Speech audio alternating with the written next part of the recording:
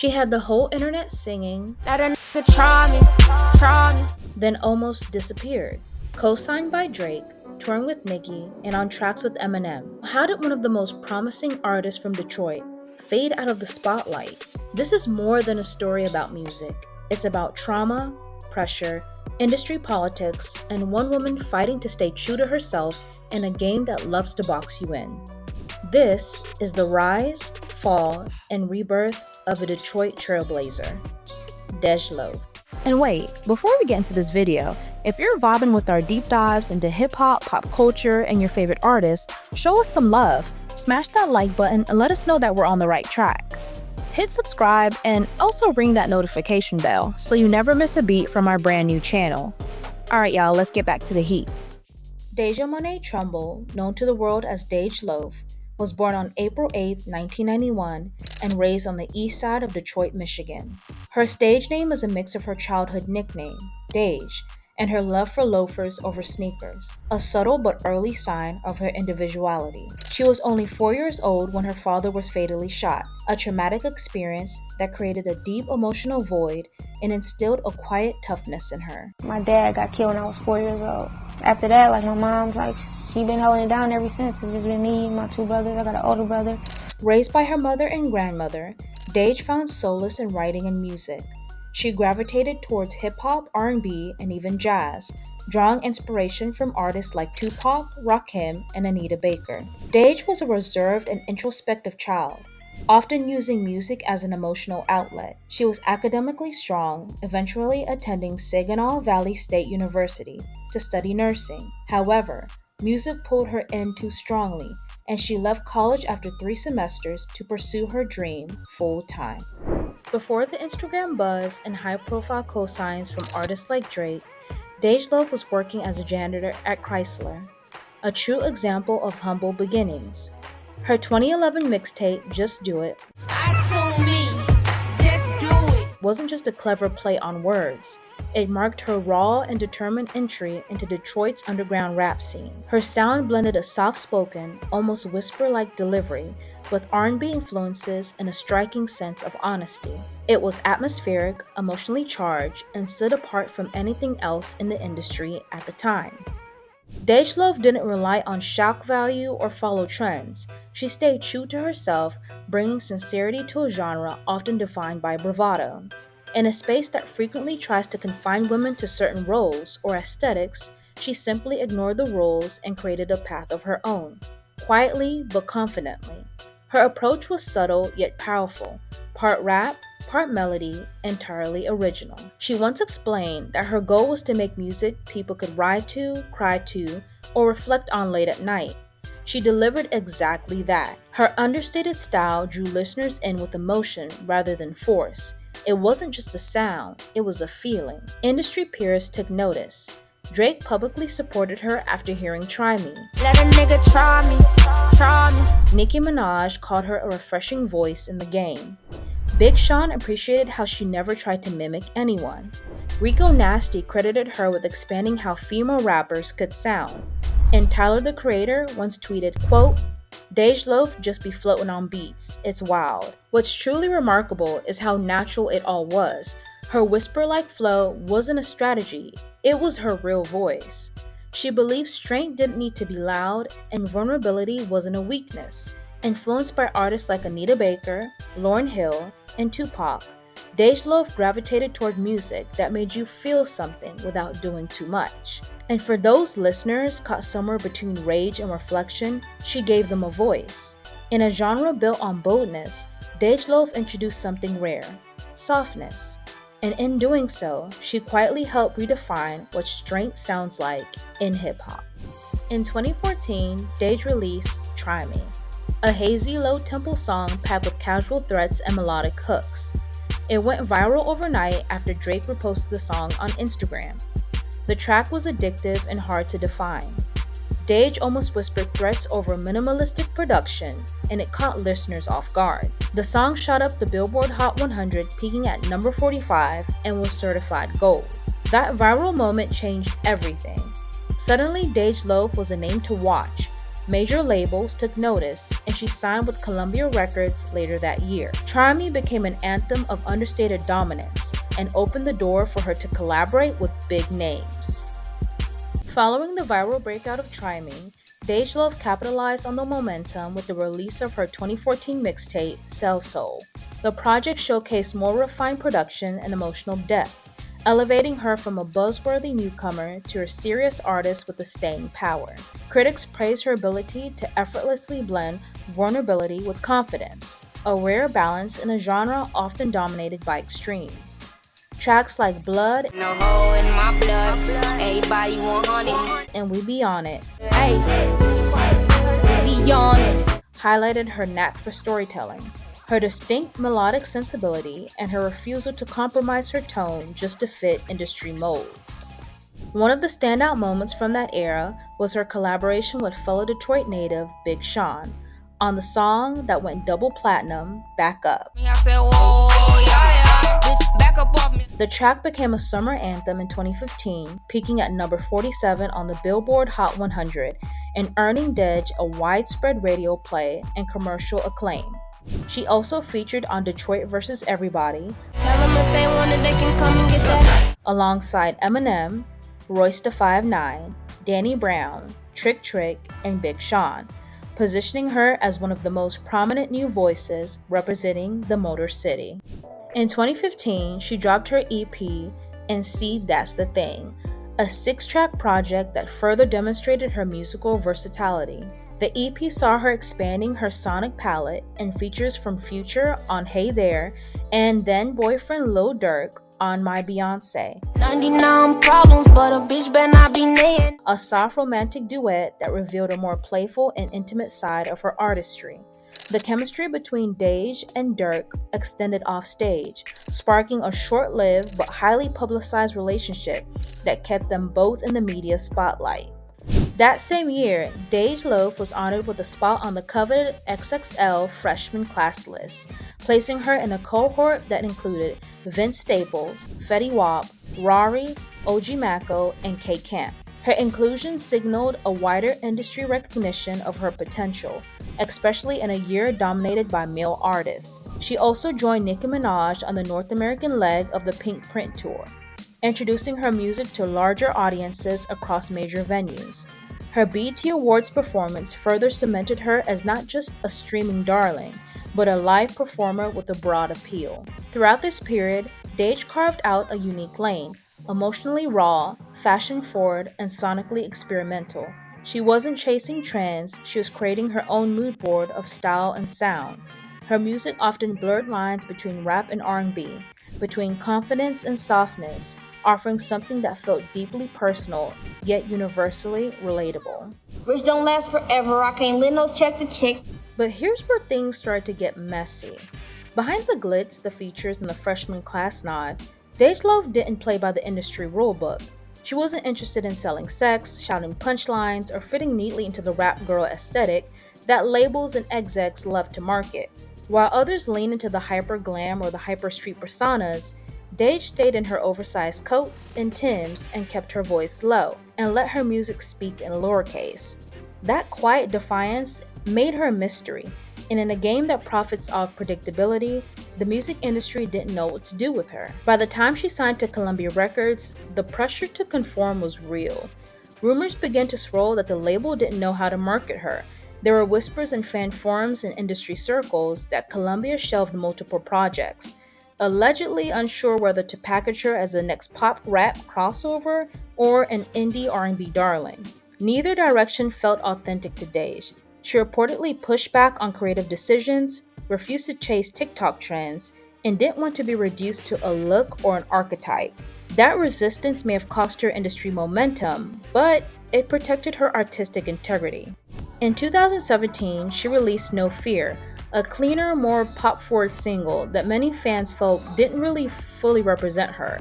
It had the polish, the glossy video, and the label backing, but it didn't resonate the way Try Me did. It felt like Columbia's attempt to reinvent her into like a more digestible format. Despite charting modestly and gaining some traction in commercials and soundtracks, the track didn't spark the comeback the label likely hoped for.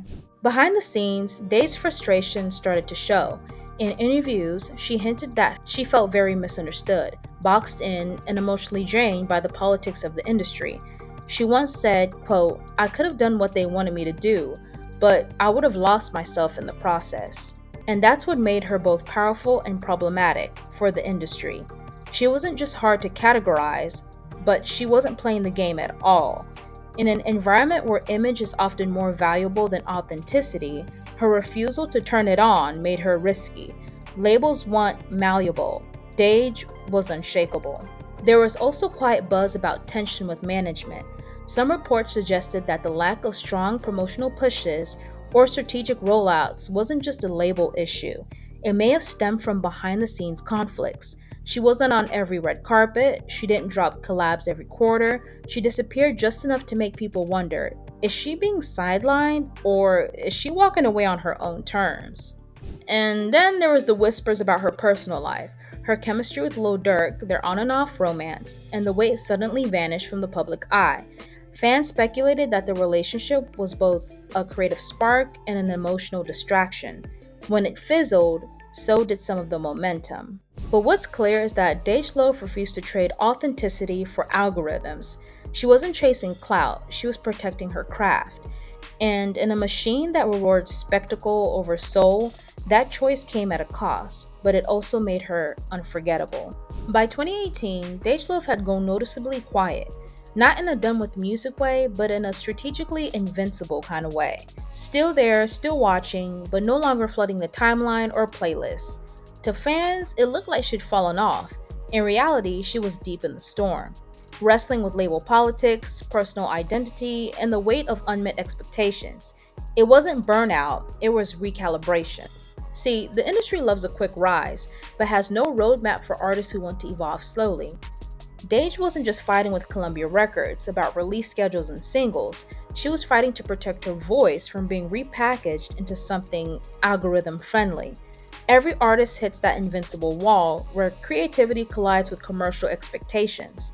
For DEJ, that wall felt especially high. And she was also battling something more subtle but equally crushing: perception. The industry had labeled her as a one-hit wonder, a viral success story who hadn't delivered a traditional debut album fast enough. Her slower release schedule made her look inactive, even when she was still creating. She wasn't dropping weekly freestyles or thirst trap selfies to sustain rotation. And in a culture that confuses silence with irrelevance, that choice cost her. But even in that quiet, she dropped moments of brilliance. Her 2018 collab with Leon Bridges, called Liberated, was unexpected but beautiful. If you feel free, then you should lift your hand. An airy feel-good anthem that celebrated love and freedom. It was a departure from her usual moody Detroit energy, but still rooted in emotional truth. And in a bold marketing twist, DEJ LOAF offered to pay for marriage licenses for fans, trying the song's message to a real-life action. It was sincere, smart, and deeply her, reminding anyone paying attention that she was still in the game, just playing it differently. And yet, the industry machine didn't know how to handle this version of her. She wasn't making viral TikTok dances, she wasn't beefing with other rappers. She was present but paused. Not because she lacked music, but because she lacked the platform, the push, and maybe even the patience to keep fighting a system built to devour artists like her.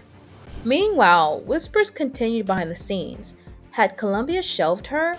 Was she being intentionally frozen out? Had she left her management team?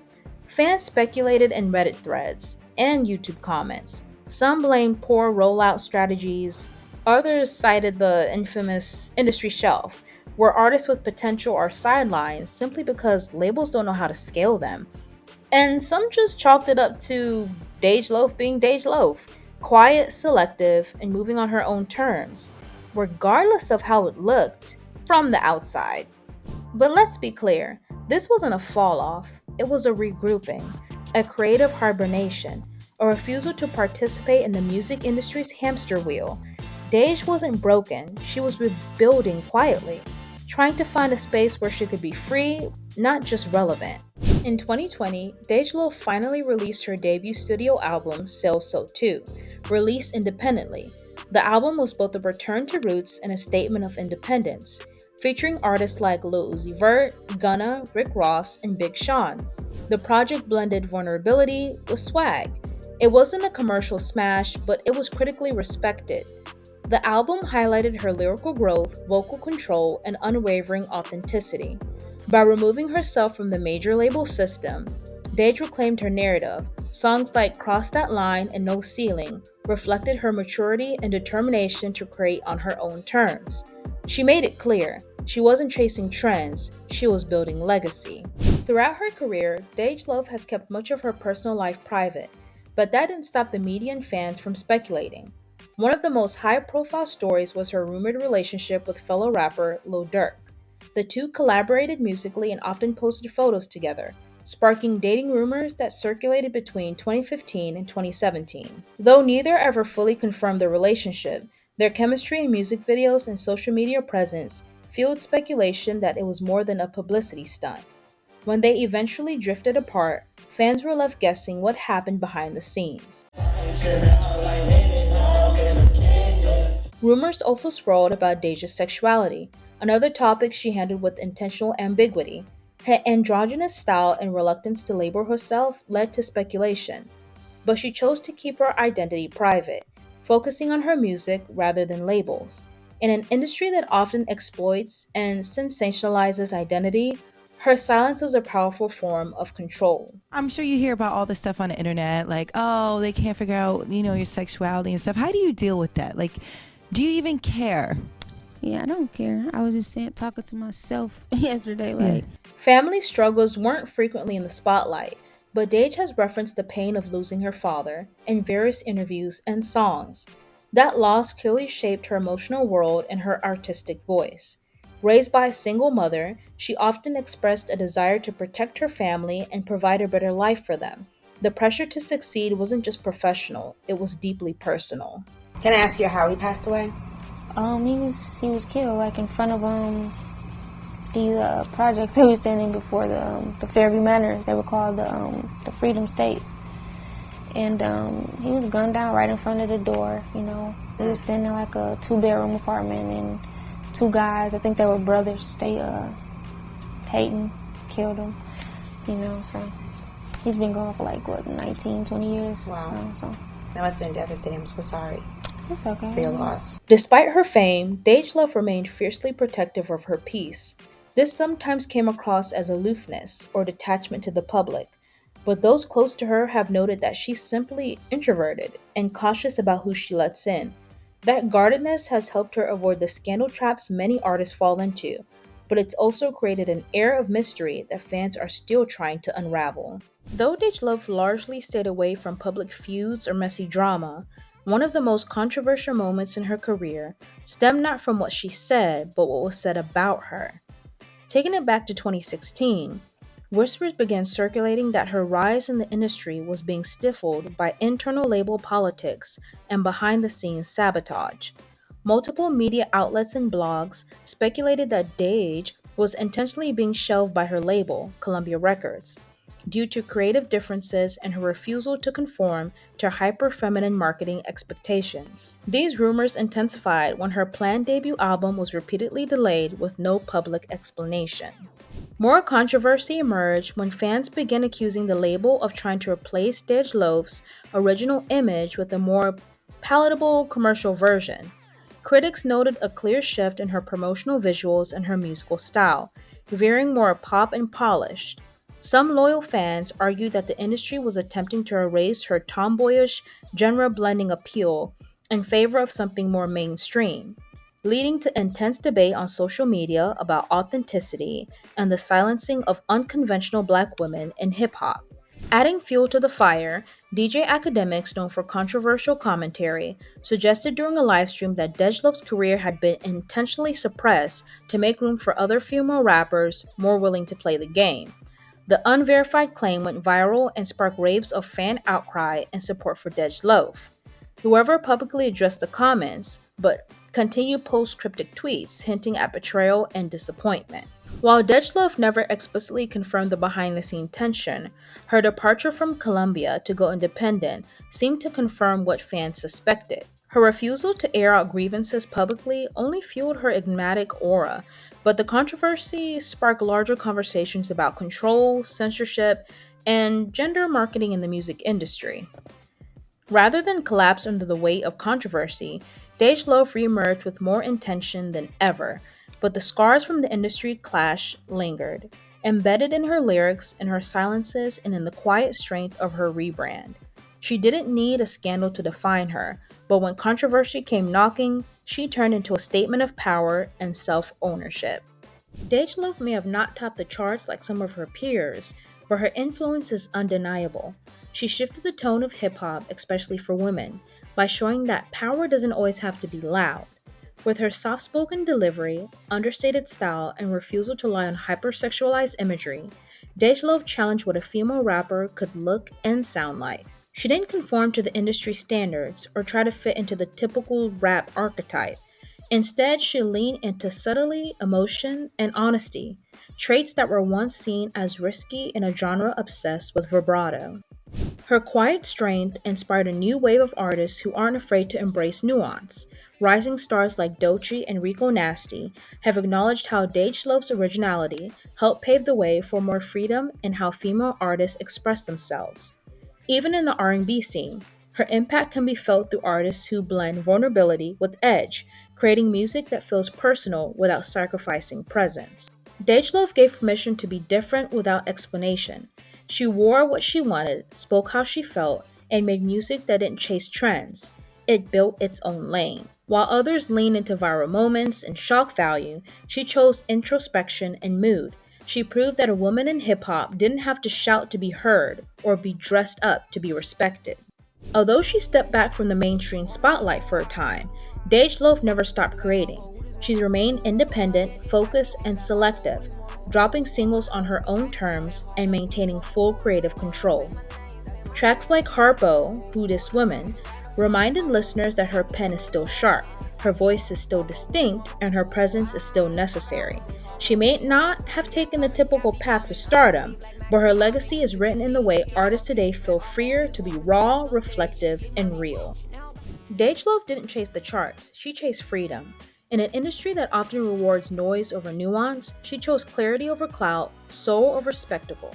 While others were sprinting toward fame, she moved at her own rhythm. To some, that may have looked like inconsistency, but in truth, her career has been more like jazz, unpredictable, layered, deeply personal, and rich with feeling. From clocking in as a janitor at Chrysler to creating platinum hits, Dej path hasn't followed a traditional arc. She gave us the raw honesty of Try Me, the confidence of Backup, and the warmth of Liberated. As of 2025, Dej continues to build on her own terms. She's been collaborating with emerging producers, quietly working on an independent project rumored to release later this year. She remains selective with features, but her influence echoes in the music of a new generation, artists who no longer feel pressure to fit a mold. Her impact isn't measured in headlines or hype, it's felt in the freedom she helped normalize. She showed that being soft doesn't mean being weak, the quiet doesn't mean absent, that success doesn't have to come with loud and fast, it can grow slowly, intentionally, and beautifully over time. So, if Dej never changed, maybe the industry wasn't ready. But is it ready now? Where does Dej go from here? Or maybe the better question is, are we finally ready to catch up with the lane she created years ago? Because if history's taught us anything, it's that when Dej speaks, no matter how softly, it's always worth listening to. From underground icon to industry enigma, what other artists had a rise this quiet and powerful? And what are your thoughts on Dej journey? Drop them in the comments section and we'll feature them in the next video. And after you comment, make sure you like and subscribe. And don't forget to turn on the notification bell so you never miss a drop.